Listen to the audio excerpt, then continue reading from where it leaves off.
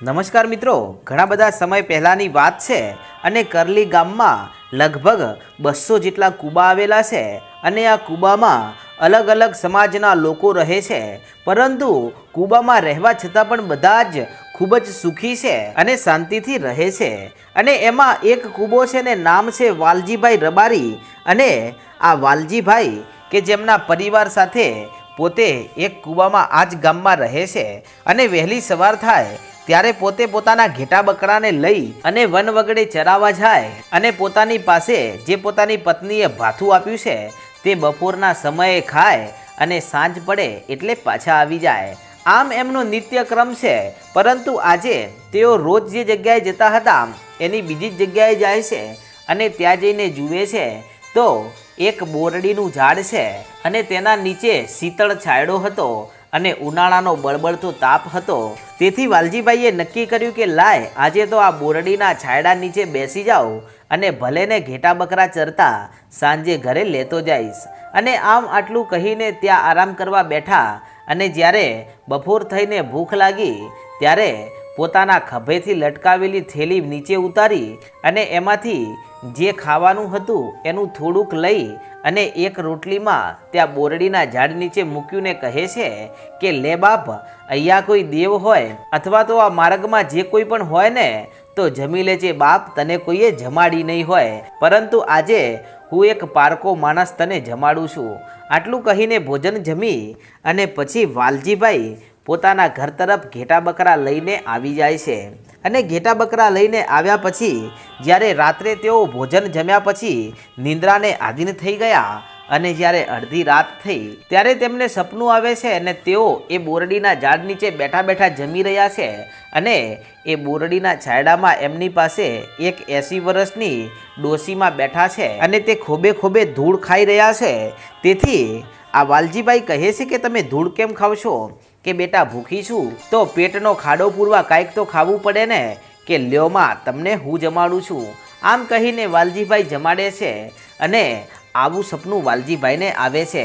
તેથી તેઓ ઘરે બધાને વાત કરે છે કે મને આવું સપનું આવ્યું ને ત્યાં મેં બોરડીના ઝાડ નીચે એક થોડોક બટકું રોટલો ત્યાં મૂક્યો હતો અને એનાથી તો આ સપનું નહીં આવ્યું હોય ને। ત્યાં તો વાલજીભાઈની પત્ની અને ગામના અમુક માણસો કહેવા લાગ્યા કે ભાઈ આવા સપના આવ્યા કરે એમાં થોડું કાંઈ હોય, અરે તું એ બધું ભૂલી જા। ત્યારે વાલજીભાઈ કહે છે કે ભલે ત્યારે। આમ કહીને તેઓ ત્યાંથી ફરી પાછા આજે પોતાના ઘેટા બકરા લઈને એ જ બોરડીના ઝાડ નીચે જઈને બેઠા અને આજે સૂકો રોટલો ને મરચું લાવ્યા છે। તેથી આજે ફરી ત્યાં મૂકીને કહે છે કે લે માડી, આજે તને કોઈએ જમાડી નહીં હોય પણ હું તો જમાડું।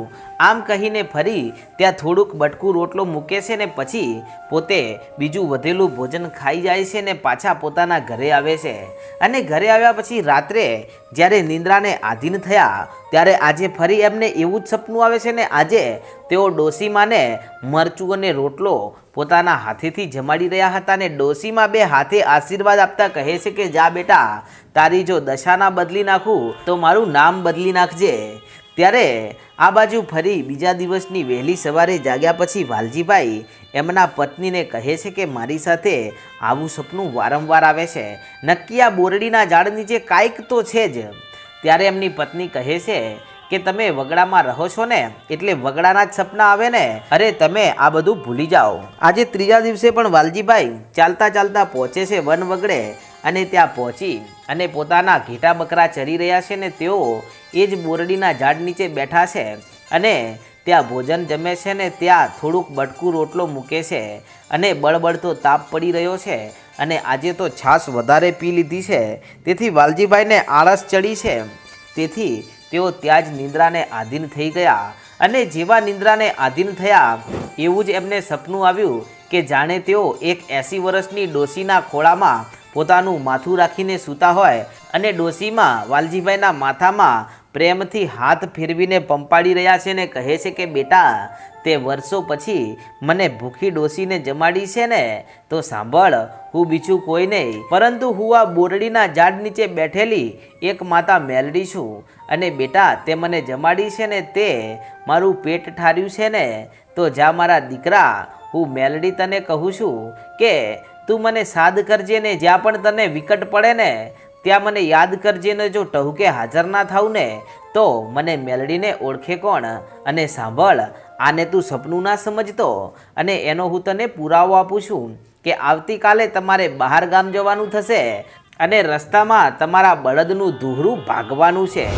અને આમ આવું સપનું આવ્યું અને પછી તો વાલજીભાઈ જાગી જાય છે અને જાગીને જુએ છે તો ચારે બાજુ કોઈ નથી. અને પછી તો વાલજીભાઈ સાંજ સમયે પોતાના ઘરે જાય છે અને ઘેટા બકરાઓને વાડામાં પૂરી અને તેઓ પોતાના ઘરે જાય છે અને પોતાની પત્નીને આ સપના વિશે કાંઈ કહે એ પહેલાં તો સામેથી એમની પત્ની આવે છે ને કહેવા લાગી કે સ્વામીનાથ, ગમે તે થાય, આવતીકાલે તમારે ઘેટા બકરા ચારવા જવાનું નથી. જુઓ, વાવડ આવ્યા છે કે મારી માં ખૂબ બીમાર છે, તો સમાચાર લેવા માટે કાલે જવું પડશે મારા પિયર. ત્યારે આટલા શબ્દો સાંભળતાની સાથે આ બાજુ હવે આ વાલજીભાઈએ કાંઈ કહ્યું જ નહીં પોતાની પત્નીને અને કહે છે કે કાંઈ વાંધો નહીં, કાલે બળદગાડું લઈને નીકળી જશું. અને બીજા દિવસની વહેલી સવાર થઈ ત્યારે એમને એ તો ખબર છે કે માતાજીએ આવું કહ્યું છે, પણ એમને એવું મગજ ના ચાલ્યું કે આપણે એક બીજું ધૂસરું પણ સાથે લેતા જઈએ. અને પછી તેઓ ત્યાંથી ચાલવા લાગ્યા અને બળદગાડામાં બેસી અને બંને પતિ પત્ની જઈ રહ્યા છે. અને ચાલતા ચાલતા એક વનવગડો આવે છે ને ત્યાં ખૂબ જ રેતાળ રસ્તો આવ્યો અને ત્યાંથી બળદ થોડુંક આગળ ચાલવા ગયા ત્યાં તો બળદના ડોકમાં રહેલું ધૂસરું ભાગી જાય છે. અને જેવું ધૂસરું ભાગ્યું એની સાથે જ તેઓ કહેવા લાગ્યા કે મને ખબર હતી કે આવું થવાનું જ છે, પણ હે માં મેલડી, હું જાણી જોઈ અને બીજું ધૂસરું નથી લાવ્યો. અરે તે જ કહ્યું હતું કે જ્યાં પણ દુઃખ પડે ને જરૂર પડે ત્યાં મને મેલડીને યાદ કરજો, હું હાજર થઈશ. તો હે માં મેલડી, હવે મારા માટે ધૂસરું લઈને આવ. અને હજુ તો આટલો પોકાર કર્યો ત્યાં તો સામેથી દૂરથી એક બળદગાડું આવતું દેખાણું અને એક સુથારનું બળદગાડું છે ને તે આવા ધૂસરાને સાંભેલા વેચવા માટે નીકળ્યો હતો. અને આ ઘટના જોઈને ત્યાં તો વાલજીભાઈ સમજી ગયા કે મારી મેલડી કેવા કેવા ચમત્કાર કરે છે અને મને મેલડી જેવું દેવ મળ્યું છે, હવે મારે બીજું કાંઈ જોઈએ નહીં. અને પછી તેઓ ત્યાંથી નીકળેલા એ સુથારના બળદગાડાને ઊભું રાખે છે અને એમાંથી એક નવું ધૂસરું લે છે અને ભાગેલું ધૂસરું એમનું એમ બળદગાડામાં મૂક્યું અને કહે છે કે આને બળતણમાં કામ લાગશે. આમ કહીને પહોંચી ગયા એમના સાસરીમાં અને એક દિવસ રોકાઈ અને કહે છે કે હવે નીકળવું પડશે, અમારા માલઢોર એકલા છે, આમ તો આખું ગામ છે, પણ ગમે તેમ તો અમારા માલઢોરની અમને ચિંતા થાય. આમ કહીને રાતવાસો રહી અને બંને નીકળ્યા છે અને પાછા પોતાના ઘરે આવે છે.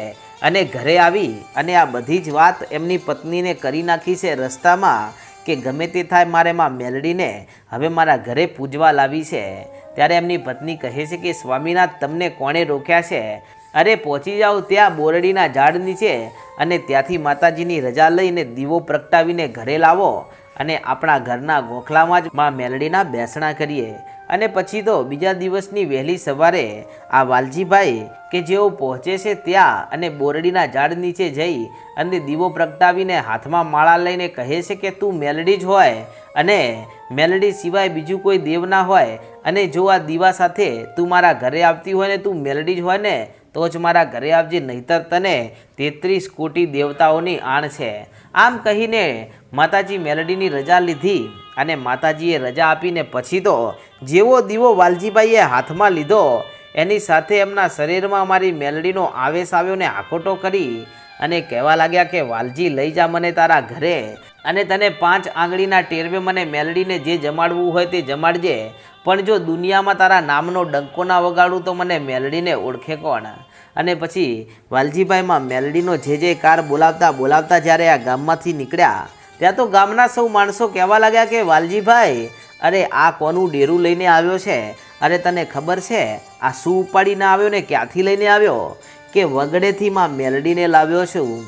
કે મેલડીને લાવ્યો છે, પણ મેલડી કોની છે ને કેવી છે, કેવા માણસોની છે ને કેવું એનું ધૂપ હશે? ત્યારે વાલજીભાઈ કહે છે કે મને માં મેલડીએ બધું કહી દીધું છે કે હું જે કમાઉં ને જે આપીશ ને એમાં મારી મેલડી ખુશ રહેશે. અને ત્યાં તો ગામના સૌ માણસો કહેવા લાગ્યા કે વાલજીભાઈ, એમ ખેતરમાંથી અને વગડેથી દીવા લાવવાથી દેવ આવતા હોત ને તો પછી મોટા મોટા દેવળો સૂના પડ્યા હોત, દીવા કરીને ઘરે ના લાવી દીધા હોત.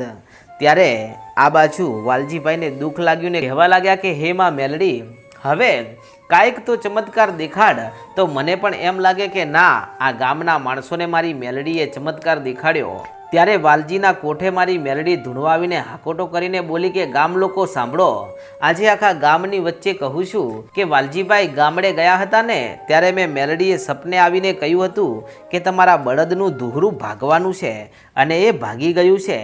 ત્યારે ગામ લોકો કહેવા લાગ્યા કે માડી, એ થઈ ગયેલું તો સૌ કહે, પણ હવે કાંઈક નવું કહે અને નવું કરી બતાવે તો માનીએ કે દુનિયામાં મેલડી જેવી દેવ છે. કે ગામ લોકો પહેલાં વાત તો પૂરી સાંભળો કે એ વર્ષો જૂનું સૂકું જે ધુહરું છે ને, એ ભાગેલું અત્યારે પણ આ વાલજી પોતાના ગાડામાં નાખીને ઘરે લાવ્યા છે. એને અહીંયા લાવો ને ગામની વચ્ચોવચ્ચ અહીંયા વાવી દો અને 3.5 દિવસ થાય ને જો 3 કૂંપળો ફૂટે ને પછી મારી મેલડીના બેસણા કરજો, નહીતર આ દીવાને પાછો નાખી આવજો. જાઓ, આવું મારી મેલડીનું કહેવું છે. અને આમ જ્યારે માં મેલડી આવી વાત કરી ત્યાં તો ગામના 2-4 માણસો કહે છે કે આ તો હવે કરવું જ પડશે. પછી ગળગળતી દોટ મૂકીને પહોંચ્યા ગામ લોકો વાલજીના ઘરે અને એ સૂકું ઠૂઠું લાવી અને એ ભાગેલા દુહરાનો ટુકડો ત્યાં ગામની વચ્ચે રોપી દીધો. અને એક દિવસ પણ ગામ લોકો કહે છે કે પાણી નથી રેડવાનું, પણ 1 દિવસ વીત્યો, 2 દિવસ વીત્યો ને 3જા દિવસની વહેલી સવાર થઈ ત્યાં તો મારી મેલડીએ ચમત્કાર રચ્યો અને વર્ષો જૂના સૂકા ઠૂઠામાંથી 3 કૂંપળો ફૂટી. ત્યારે આ બાજુ આખું ગામ દોડીને પહોંચ્યું વાલજીના ઘરે ને કહેવા લાગ્યું કે વાલજી, તારી મેલડી ક્યાં છે? કે મારી મેલડીનું શું કામ છે? કે એકવાર ગામના પાદરે તો ચાલ. અને પછી તો વાલજીને એમની પત્ની બધા જઈને ગામના ચોકમાં જઈને જુએ છે તો મારી મેલડી એ સૂકા ઠૂઠામાં 3 કૂંપળો ફૂટી છે. અને આ જોતાં જ તેઓ કહેવા લાગ્યા કે ગામ લોકો હવે કોઈ બીજું પ્રમાણ જોઈએ છે કે ના માડી ના, હવે પ્રમાણ નથી જોવું, હવે તો સીધા બેસણા કરવા છે. અને પછી માં મેલડીના બેસણા કરે છે ને મારી મેલડી અમર ઇતિહાસ રચે છે. તો મિત્રો, આવા જ ઇતિહાસો રોજ રાત્રે સાંભળવા માટે આપણી ચેનલ વહાણવટી ડિજિટલને સબસ્ક્રાઈબ કરવાનું ભૂલશો નહીં. જય માતાજી.